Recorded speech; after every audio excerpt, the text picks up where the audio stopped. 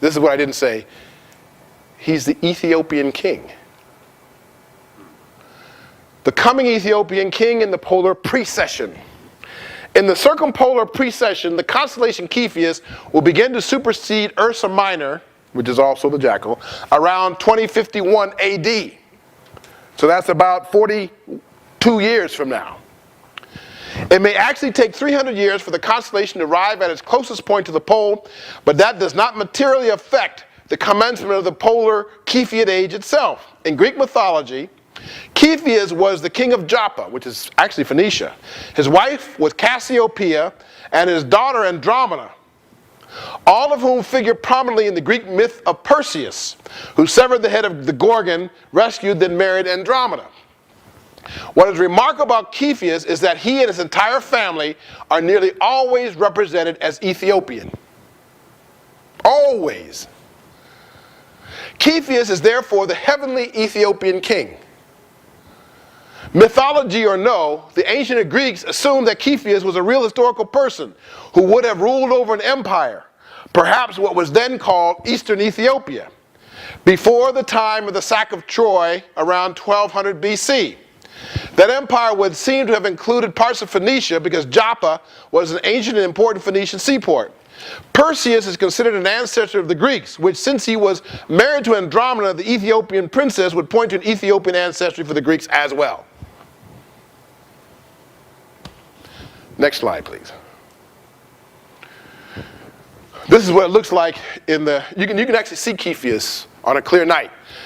Actually, it's not easy to see him because he's not that distinct. But if you can see, you can always, on a clear night, in the north, around the North Pole, you can always see Cassiopeia. It's always easier to make her out. And then you look to the left of where she is, kind of left, and you can kind of make out Cepheus. Cassiopeia is his wife. She's a symbol of the throne and the seat. She's like Isis, really. You see, and this is Polaris. This is Ursa Minor, or the jackal. And see, Cepheus is moving that way. And when he gets there, he will rule for 3,700 years. Next slide, please. Now, if you look at Cepheus in the zodiac of Dendra, he's represented as an ape because the cynocephalic ape is a symbol of Thoth, master of wisdom and learning. Why? Because the cynocephalic ape chatters at dawn, or right before dawn. And so he's a symbol of the herald and also of the messenger. And Thoth, among other things, was the messenger, the symbol of mind, will, intelligence, and of the speech and the word, divine speech. So one of his symbols, one of his symbols is the ibis-headed bird and the cynocephalic ape. This is the reason why you find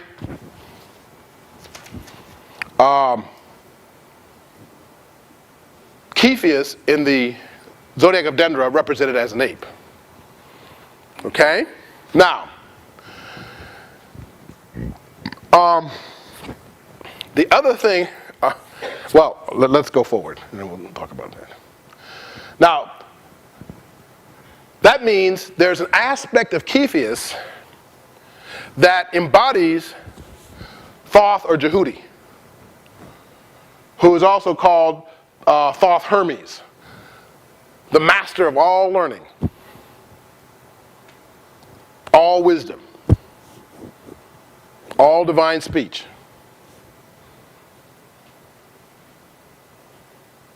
So in this Cepheus, even though Cepheus is royal and a king, there is a strong element of the power of Thoth and the manifestation of Thoth or Jehudi. Next slide, please. Now, if you come to the present day and you want to know who is Cepheus in your modern African representations, you have to go, if you go to the Yoruba, you go to Obatala, Lord of the White Cloth. If you go to the Vodou, you go to Lisa. If you are Senegalese and you go to the Rabs, you go to Ma Tulifai. Interestingly enough, if you look at Obatala, Several things about, there's several symbols of Obatala.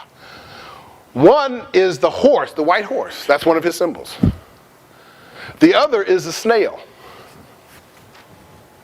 The third one is the gorilla. That's one of his animal manifestations. So,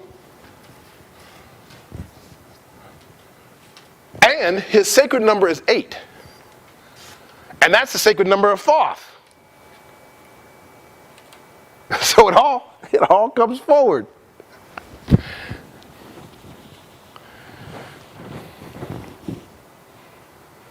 So this is, as it were, a representation of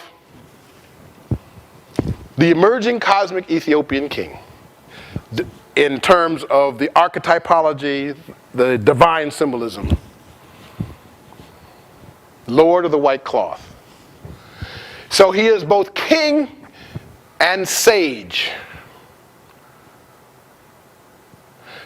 So he is the one who presides over justice and wisdom and healing. When you see him like this with a sword, it's not really aggressive. He is the protector of the city. He's the protector of the city. He's not someone who goes out and makes war, but he does defend the city or the country. He is a defender and a protector, as well as a wise man, sage, king. Next slide, please.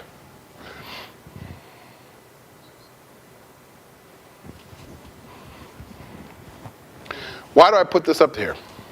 Because when the Yoruba connect, when the Christian missionaries first came in and started preaching the gospel of Jesus, the Yoruba automatically connected him to Obatala. And in Benin, Dahomey, they connected him to Lisa, who is the Dahomean Obatala.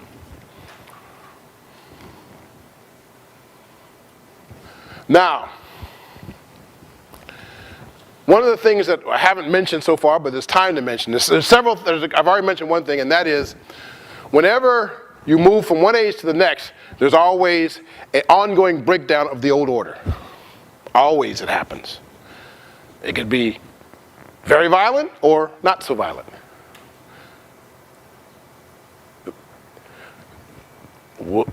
What is happening now? Just consider this. In the 20th century, leading up to these ages, there were 200 million people killed by war, atrocity, or political violence. And we're not talking about famine and disease, natural death. We're talking about slaughter. 200 million people. 10 million in World War I. Stalin killed 20 million. 60 million in World War II. Half of those killed by Hitler. 45 million killed by Mao in his own country. Pol Pot, 2 million. And you start adding it up. War, atrocity, or political violence, in 100 years, it added up to 200 million people. And you might say it's still going on. However, the other thing to say is there's always harbingers of the shape of things to come. There are always advance notices. There's always signs of the things that are going to happen if you know what you're looking at. Next slide, please. This is an ancient symbol of the Ethiopian king Pianki, 750 BC, Egypt's 25th dynasty, from the Pot and Kush. So he's, as it were, again, an ancient archetype of the Ethiopian king, literally. Next slide, please. Modern Ethiopian king was none other than Rastafari Haile Selassie, this is about 1933, who became the divine king of, next slide please, Haile Selassie, king of kings, conquering Lion of Judah. This is all Kiphian. And he becomes the divine king for, next slide, the Rastafari.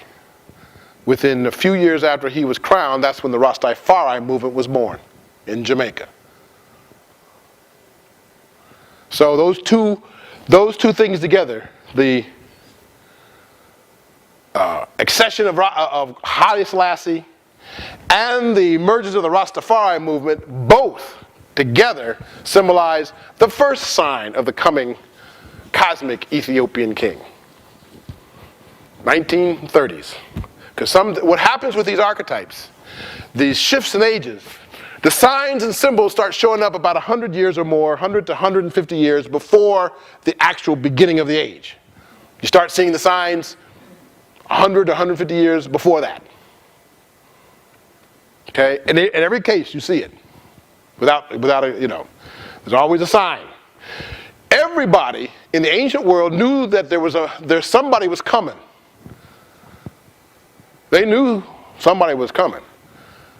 In fact, since everybody knew, several Roman emperors tried to make themselves as that coming Messiah. They tried to present themselves as that, including Julius Caesar. But everybody knew, they didn't know who or where it was going to happen, but they knew a Christ figure was coming. That was no surprise. It was just a matter of who was going to be and where it was going to take place.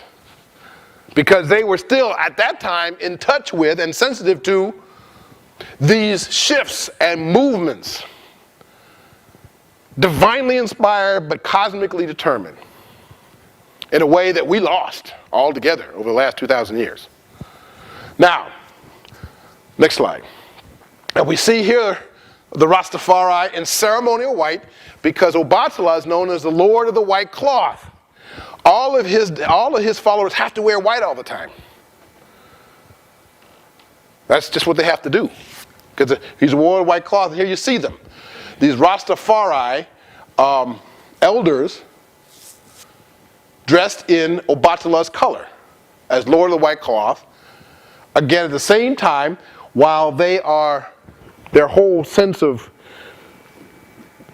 they are divinely inspired by the figure of, and the example of, Rastafari Haile Selassie, the last crowned Ethiopian king.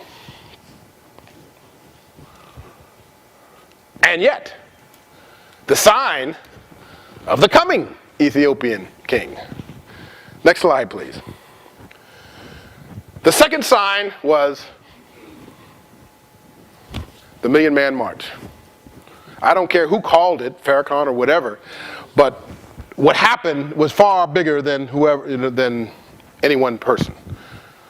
There's something, see, this is what I'm saying. People are touched by these powers and these energies without even knowing it consciously. And they are pulled into these events.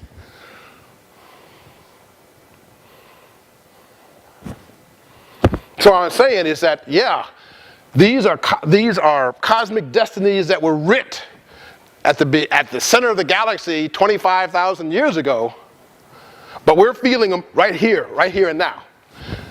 And if you have any doubt about that, the next slide should, this is the third sign.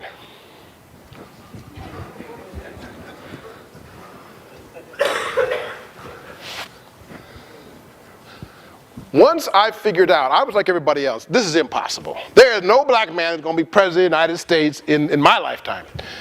Then after a while, I said, wait a minute. Then I said, something came to me one day. But wait a minute. This is the time of the coming of the cosmic Ethiopian king in about 40 years. And I started watching, I said, oh, it's Obama. Once I figured that out, about a year ahead of time, I said, he's in. It's guaranteed. I'm not even worried about it. It's happening. And it's beyond him. He has just been chosen for that moment by some power greater than himself, or in fact greater than the world. And once that happened, I even said to people, I said, yeah, he's in. He's in. It's going to happen. Because this is something, and when you realize that, then you realize you don't control nothing. Individually, collectively, there's nothing you control. You just think you do. You don't control a bloody thing. When I say you, we don't. Individually, collectively. The other thing too is I finally realized, 61 years old, so many of these revelations coming in my dotage. I said, most of us think we know what's best for ourselves. And almost none of us really do. So once you understand that there are powers that you simply have absolutely no control over that are at work, then maybe you can begin to understand why all religions, all spiritual systems talk about the importance of submission and surrender. Not necessarily submission and surrender to a person, but submission and surrender to those forces that are guiding human destiny. And you know what? It's not a secret. It's not a mystery. You can figure it out in your own lives. If you open yourself up to it, of course. We don't. We have a cacophony of white noise in our brains all the time. Either we're talking to ourselves, somebody is talking to us, or we're watching the damn TV, or we're on the internet, or we're listening to the radio, and we have no place in our lives for silence. So the messages can't get in. So that's why we're so clueless about everything. And we get caught unawares. Don't know why this has happened. And we just haven't been listening. This was ordained. And it was ordained by powers that, if you took all human power on the earth and put it together, you weren't going to stop that. You can call it what you want. If you want to call it God, call it God. If you want to call it Yahweh, call it Yahweh. If you want to call it Allah, call it Allah. If you want to call it the Orishas, call it the Orishas. Call it whatever you want to call it. Just know that there are powers at work way beyond you, coming from the deep recesses of the cosmos, that are directly impacting human life right here and now, and will continue to do so. And there's nothing anybody can do to change what's going to happen.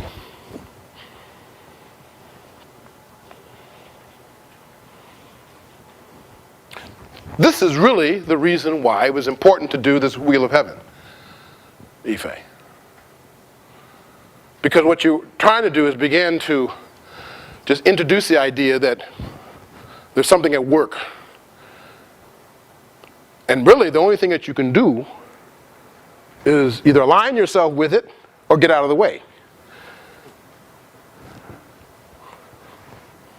There are a lot of people who are trying to resist. A lot of people who are doing everything they can to dismantle Obama and his administration. Not going to happen. Not going to happen. I'm not saying he's Jesus Christ, but it's very similar. That's what they try to do with him. I'm not trying to make a comparison, but there is something that's similar because he was chosen for this, and not by any human power. Doesn't mean we're supposed to worship him. That isn't it. But we ought to know who he is, what he's there for, why, and get on the train. That might be my last slide. Is it? Okay. Ultimately, if there is anything, as I already said, that informs why we did this today, perhaps it was just to bring you to that last slide. Not just because of Obama himself, but because you have to know these forces impact you individually as well as collectively, right at this very moment. And from now on for the rest of your life, or any other lives that you may have. And all of this is going to get stronger, not weaker. Stronger and stronger and stronger. And it's going to happen, and you, like I said, you either align with it or just become irrelevant.